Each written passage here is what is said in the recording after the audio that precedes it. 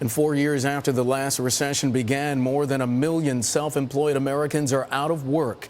Given the backdrop of the weak economy, how can the self-employed survive? Kristie Arslan is president and CEO of the National Association for the Self-Employed, and she joins us now from our bureau in Washington. Ms. Arslan, welcome to Bottom Line. Thanks for coming on. Thank you for having me. Are small companies still in a recession? Yeah, I believe they are. I think the biggest challenge for self-employed Americans, which number 22 million in our United States, is just dealing with the uncertain economic environment, not knowing from year to year what tax benefits they'll have, what savings they might have, what the policy is going to be in the future, and that inability to plan.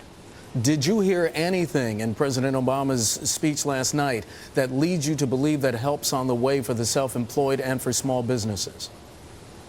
Well, I think there were some positive items in the president's speech. He mentioned expanding the payroll tax cut to business owners and to small businesses and self-employed, which will help, especially the self-employed who are both owner and employee in their business and pay both sides of the payroll tax cut.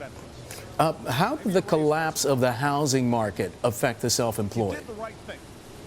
Well, there's a huge impact. People don't realize that a self-employed person's personal finances and business finances are very closely related.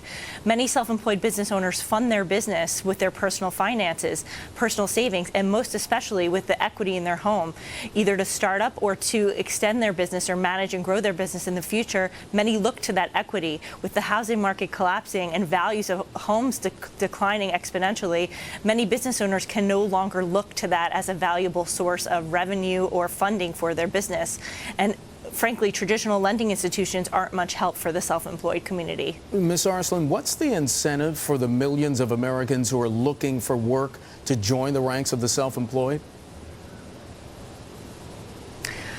Well, again, I think, for America's smallest businesses, self-employment is a viable option, especially for those who are unemployed now. People should look to self-employment. Unfortunately, a lot of Americans are looking at doing a cost-benefit analysis and determining whether it's a smart move in this economy to venture into their own business. And what they're determining is that it's better just to stay put, get their unemployment check, and wait till the economy's at a better time to venture into self-employment. We should mention there are some entrepreneurs who are thriving even in this poor economy.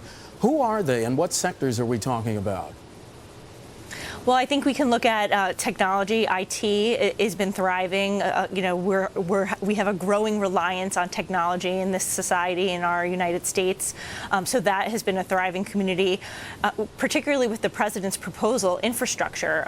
We see a lot of construction companies, those involved in the trades, dealing with projects, will see an increase in their ability in their business due to the new infrastructure spending. However, we need to look at the larger economy. 78% of all small businesses are self-employed, and we should be creating policies that benefit the majority of the small business community, not just specific sectors. Ms. Arslan, in our last minute, 7 states, Delaware, Maine, Maryland, New Jersey, New York, Oregon, and Pennsylvania, they all offer a self-employment assistance program that provides unemployed people with money and training for as many as 26 weeks to start a business. How effective are these programs, and should they be expanded nationwide?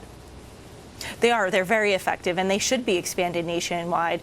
If you look at what we do in other nations, for example, we look at developing nations that are in need of the most assistance. And what do? We help them by creating an infrastructure. We help them by creating small businesses and organizations that support small businesses. Well, now we're facing an economic crisis, and we should be doing the same. Every state should have, and we should have a national program to help encourage people who are currently unemployed and train them to look at and potentially become their own businessman, enter entrepreneurship. If you enter entrepreneurship, if you become self-employed, you pay taxes, you become a valuable member of our society, and at the end of the day, you will create a job for yourself. Ms. Arslan, if I might, could I ask you just very quickly, we were talking during the commercial break, why isn't this talked about more? Well, again, I think we haven't, our administration, our policymakers here in Congress have such a tunnel vision in terms of focusing on larger small businesses. Even though they're laying off businesses left and right, for some reason they think that's where the jobs are going to be created, when actually it's the new ventures that are creating jobs. It's the self-employed who are creating jobs. And we need to refocus our efforts and focus on the smallest businesses in today's society instead of focusing on the larger businesses. Kristie Arslan, President and CEO of the National Association for the Self-Employed, joining us from Washington. Ms. Arslan, thanks for your time. We appreciate it. Thank you for having me.